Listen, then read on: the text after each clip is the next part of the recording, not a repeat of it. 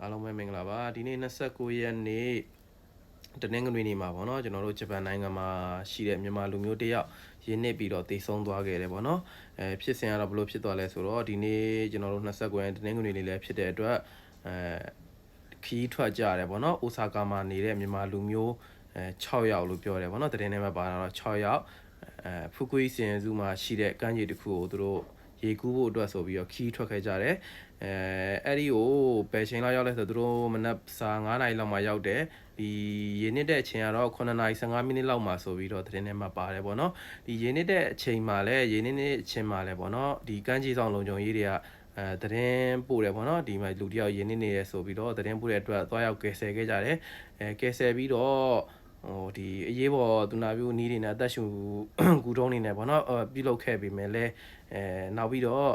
လူနာတီရင်ကားကလည်းချက်ချင်းရောက်လာခဲ့တယ်ဆိုလို့ပြီးတော့သတင်းထဲမှာပါတယ်ပေါ့နော်လူနာတင်ရင်ချက်ချင်းရောက်လာခဲ့ပြီးမယ်လဲဒီရောက်လာတဲ့အချိန်မှာအသက်မရှိတော့ဘူးဒီကယ်ဆယ်တဲ့အချိန်မှာကလေးကနေအသက်မရှိတော့ဘူးဆိုပြီးတော့သတင်းထဲမှာပါတယ်ပေါ့နော်ဒီရင်းနေတဲ့အချိန်မှာလည်းဒီဘောနော်ရာသီဥတုကတရရှိတယ်ဒီလှိုင်းလုံးတွေလည်းမရှိဘူးလေလည်းမတိုက်နေဘူးပေါ့နော်လေလည်းမတိုက်ဘူးကြီးလင်းရှိတယ်ဆိုပြီးတော့ဒီရဲတပ်ဖွဲ့ရဲ့သတင်းထုတ်ပြန်တဲ့အထက်မှာပါတယ်ပေါ့နော်အခုရာသီတွေကကျွန်တော်တို့ဂျပန်မှာကတအားကိုပူတဲ့ရာသီကိုနွေရာသီပေါ့နော်ဖြစ်လာပြီဆိုတော့ကျွန်တော်တို့အခုချိန်မှာဆိုရင်ပိတ်ရက်တွေမှာခီးထွက်ကြရပေါ့နော်အများစုခီးထွက်ကြတာလဲဒီပင်လယ်ဘက်တွေဒီချောင်းနာကန်နာဘက်တွေ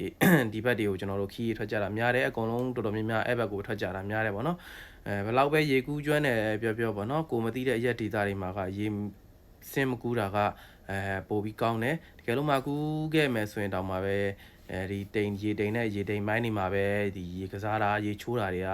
အဆင်ပြေတယ်ပေါ့နော်ဘာလို့လဲဆိုတော့ကိုမသိတဲ့ဒေသတွေကိုမသိတဲ့နေရာတွေမှာဘယ်လောက်ပဲရေကူးကျွမ်းတယ်ပြောပေါ့နော်ကိုမသိတဲ့နေရာတွေဖြစ်တဲ့အတွက်ဒါအသက်အန္တရာယ်စိုးရင်ရတယ်အားလုံးပဲသတိထားဖို့ပေါ့နော်အခုချိန်တွေကအကုန်လုံးကခီးထွက်ကြပြီဆိုရင်ဒီကမ်းခြေဒါမှမဟုတ်ရင်ကျွန်တော်တို့ချောင်းဘေးကမ်းဘေးဒီနေရာတွေပဲအကုန်လုံးခီးထွက်ကြတယ်အဲ့ဒါကြောင့်မလို့ကိုမသိတဲ့နေရာတွေမှာလက်လွတ်စပယ်ရေစင်ကူးတာတွေကိုနည်းနည်းလေးသတိထားကြပါဒီခုလိုတွေဖြစ်သွားရင်တော့မြန်မာနိုင်ငံမှာရှိတဲ့ကိုမိဘတွေအတွက်လည်းရင်ကျိုးရတယ်ပေါ့နော်အခုဖြစ်သွားတဲ့အသေးဆုံးသွားတဲ့ကလေးဆိုရင်လည်းသူအသက်20ဝန်းကျင်ပဲရှိသေးတယ်ဆိုပြီးတော့သတင်းထဲမှာပါတယ်ပေါ့နော်ဒါကြောင့်မလို့အားလုံးပဲကြည့်ဆိုင်ကြပါ